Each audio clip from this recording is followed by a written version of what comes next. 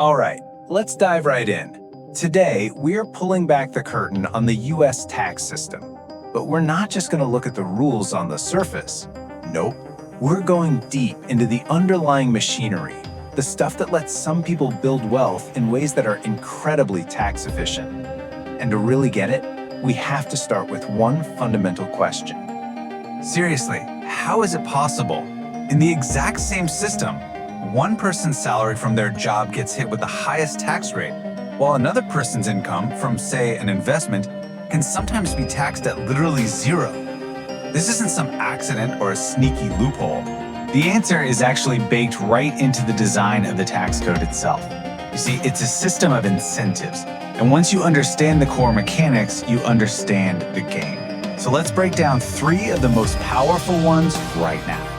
Okay, first things first, you absolutely have to understand that the tax code does not see all money as equal, not even close.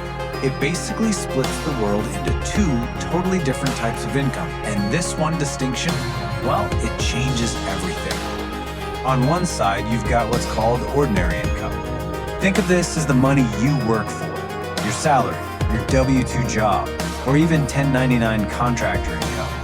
This is the stuff that gets hit with the highest tax rates, plus things like self-employment taxes. But then, over on the other side, you have investment and business income. This is the money your money makes, profits from assets. And this kind of income gets treated way more favorably. So here's the key takeaway. The source of your income, where it comes from, dramatically changes how much you pay in taxes. And that idea leads us straight into our first core mechanism, creating a kind of protective barrier between your personal finances and your business activities. You can think of it as the business shield. The most popular tool for this job by far is the Limited Liability Company, or LLC. What an LLC does is it creates a separate legal person for your business. Now, the income still passes through to you to be taxed on your personal return, but, and this is the big but, its debts and any legal problems generally stop right there with the business. And just look at the contrast here. If you're a sole proprietor, you and your business are legally the same thing. So if the business gets sued, your personal car, your house, your savings, it's all on the table. But with an LLC, you've built a legal wall. Business liabilities are firewalled off from your personal life. This is why it's such a foundational first step. And when you do this really matters. Timing is everything. Experts always stress forming that LLC before you buy an asset, like an investment property. Why?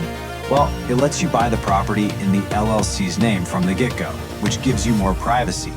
It sets up that liability protection from day one, and it starts building a credit history for the business itself, which makes getting business loans so much easier down the road. But listen, that shield, it's not magic. It only holds up if you treat the business as a truly separate thing.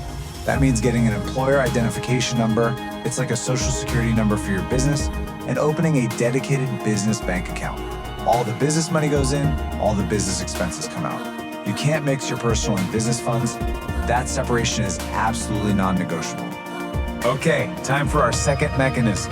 And honestly, this is probably one of the most powerful wealth-building engines in the entire tax code. It's this wild concept of a paper loss, and it's all driven by something called depreciation. Let's start with a simple fact of the real world. You buy a rental property, right? Over time, what usually happens to its market value? It goes up, it appreciates. But here is where the magic trick happens. For tax purposes, the government lets you pretend that the value of the building is actually going down every single year.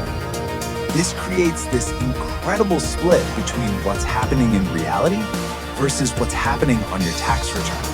This trick is called depreciation. It's a non-cash deduction, which means you don't actually spend any money to get it. It's supposed to account for the wear and tear on the structure of the building, not the land. The land doesn't depreciate. And for a residential rental, you get to write off the entire value of that building over 27 and a half years.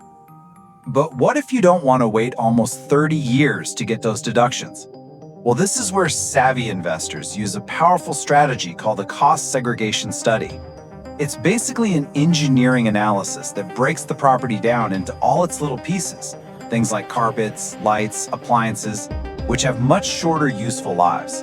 And this lets you pull a huge chunk of those deductions forward into the first few years you own the property. And just look at the impact this makes. It's staggering. Using the standard slow drip method, your first year deduction is pretty small. But with cost segregation, it's not unusual to deduct 20, even 30% of the entire building's value in year one alone. This creates a massive paper loss right out of the gate. So you've got this giant paper loss. So what? What do you do with it? Well, here's the kicker. Under some very specific rules, you can use that loss to cancel out the taxes on your active income, your W-2 salary. The most common way to do this is with a short-term rental business, where the average guest stays 7 days or less, and you materially participate in running it. That paper loss can literally wipe out a huge portion of your regular income tax bill. All right, our final mechanism. This is the one that takes this whole thing from a personal wealth building strategy to a multi-generational one. It's all about how wealth gets passed from one generation to the next, often completely tax-free. It's called the step-up in basis. Let's just walk through this example. Say a parent buys an asset for $100,000 way back in 1990. By 2026, it's ballooned in value to $2 million. Now, if they sold it, they'd owe capital gains tax on that $1.9 million gain. But instead, they hold it until they pass away and it goes to their heir. The tax code effectively hits a giant reset button. The heir's new cost basis becomes the current market value, $2 million. That entire $1.9 million of growth never, ever gets taxed. So when you put all these mechanisms together, it becomes pretty clear that this isn't just some random collection of rules. The tax system is a human invention. It's a construct designed with a specific purpose, and its rules are always changing. So what is that purpose? Why is it designed this way? Well, as some experts put it, the government uses the tax code to encourage the kind of behavior it wants to see from its citizens. Take real estate. The government wants private investors to provide housing so it doesn't have to. The deal is really simple. Investors provide the homes, and in exchange, the government provides the tax breaks. It's a straightforward economic incentive meant to solve a social need. And because it's a man-made system, it's constantly up for debate and for change. You hear about it all the time.